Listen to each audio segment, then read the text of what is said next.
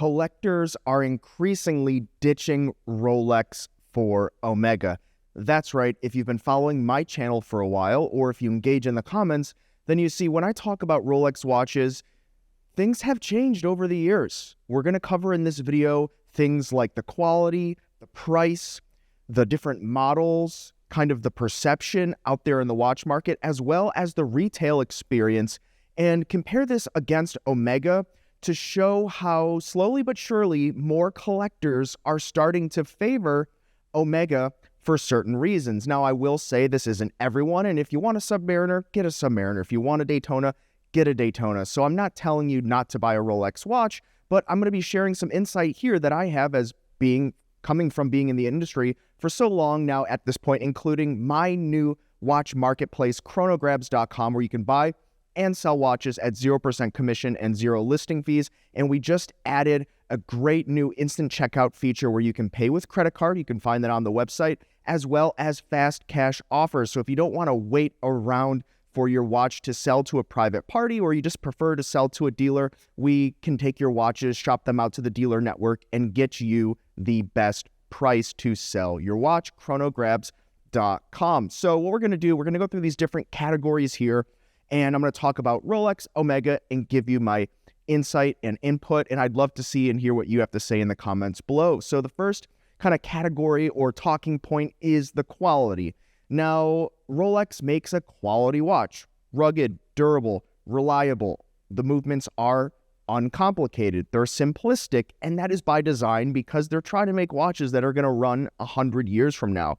Now, something to keep in mind is Omega has been heavily investing in their movements over the last 10 years as they've pushed up their prices. They've gone upscale, and they're trying to slowly capture and claw away some of the Rolex business because, hey, guess what? You can't walk into a Rolex store and buy a Rolex most of the time. So if you can do that at Omega, they're going to up their price and quality so that they can kind of capture some of that market. But in terms of quality comparisons between the two, I know this is a bit of a polarizing type of conversation point here, but the quality is really indistinguishable between the two. Now, there are going to be some differences.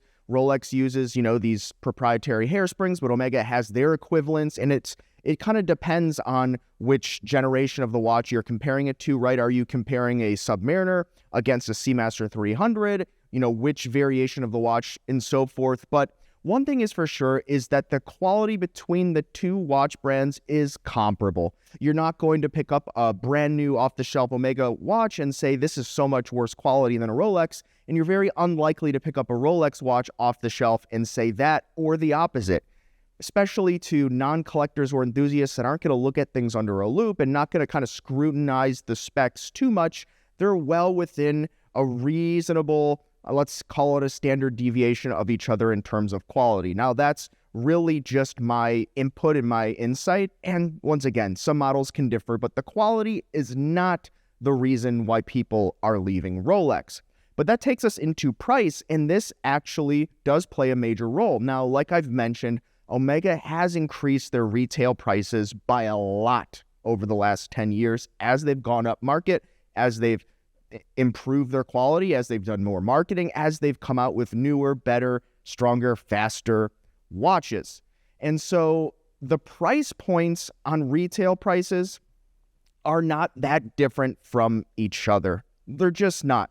Omega is selling watches in the same pricing category as Rolex. Now, there's going to be some variations, but you get the idea. They're pretty close in terms of price, but where the pricing difference becomes major is in the gray market or the secondary market.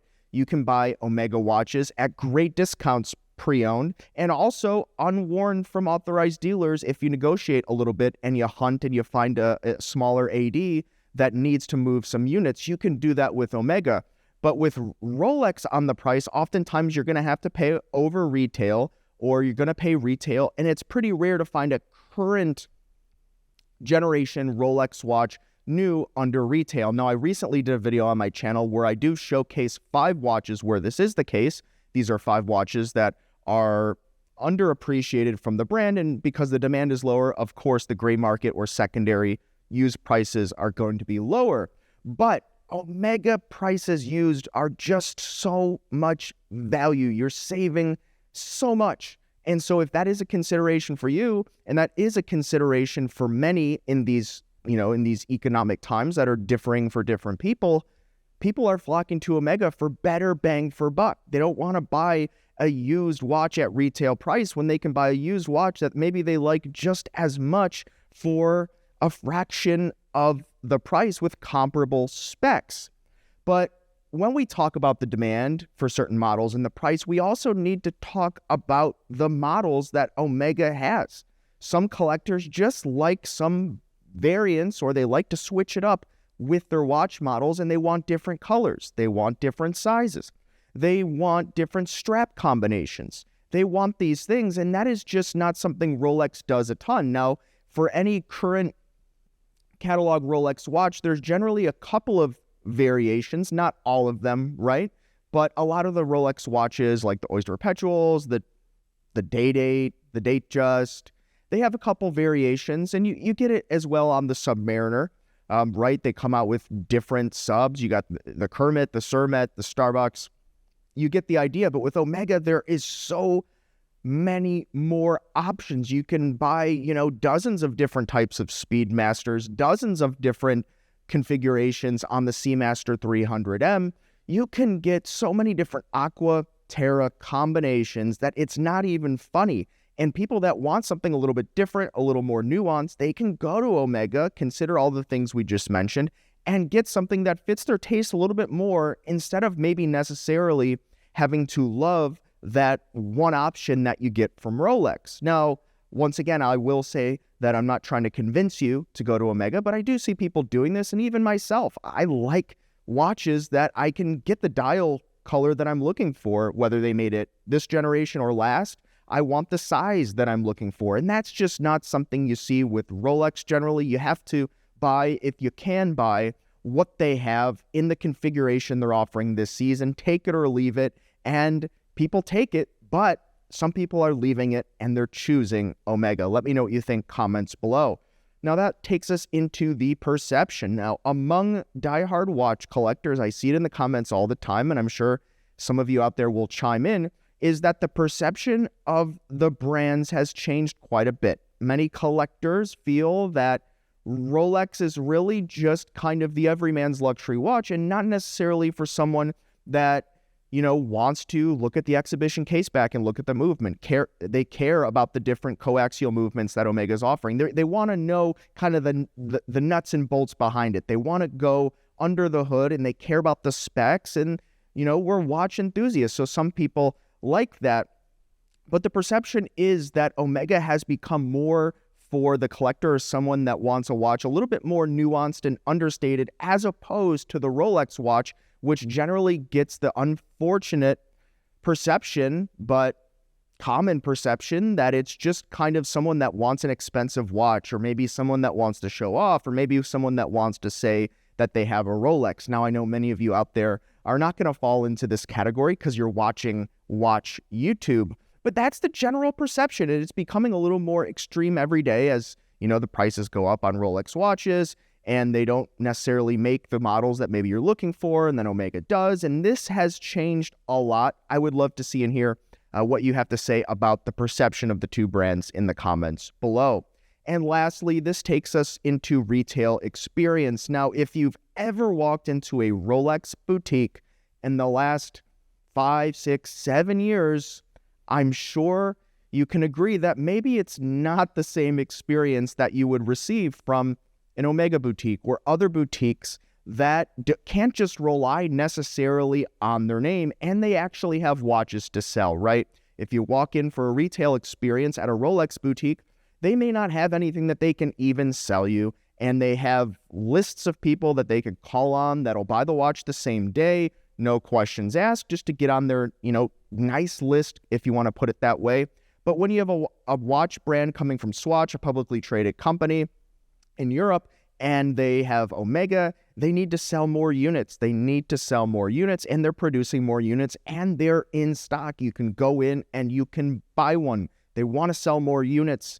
They have the capacity to sell more units, and that's what they're doing. And so the retail experience is going to be better on average, likely, because you walk in and the salespeople can actually sell you something. They don't have to trick you. They don't have to, say this and that and buy this and the other. It's in the shelf. It's on display. It's in the showcase. You can slap it on your wrist, put down your credit card, hope for a discount, and go on your merry way. And the reality is, it's unlikely for most people that that's what you can do with the Rolex watch. So many people do, unfortunately, get this kind of negative retail experience that does reflect the watches sometimes. Now, if you think about it and you're reasonable, you can say, oh, well, these are salespeople. They're making commission. They don't have an opportunity to make commission.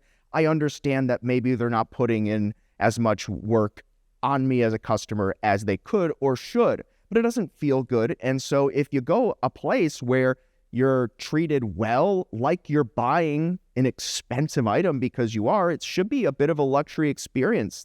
Neither of these brands are cheap by any stretch of the imagination. They're luxury goods. And so you do want a certain kind of feeling of, they actually care when they're selling you the watch, but they don't care if they don't have a watch to sell you. It's the unfortunate truth, but that it is unfortunately what it is most of the time.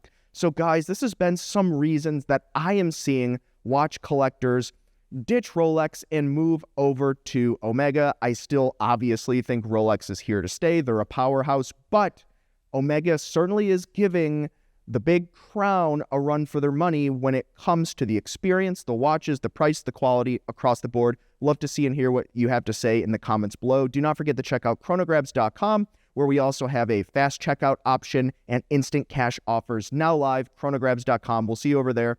Thanks for watching. We'll see you next time. You've been chatting with John P.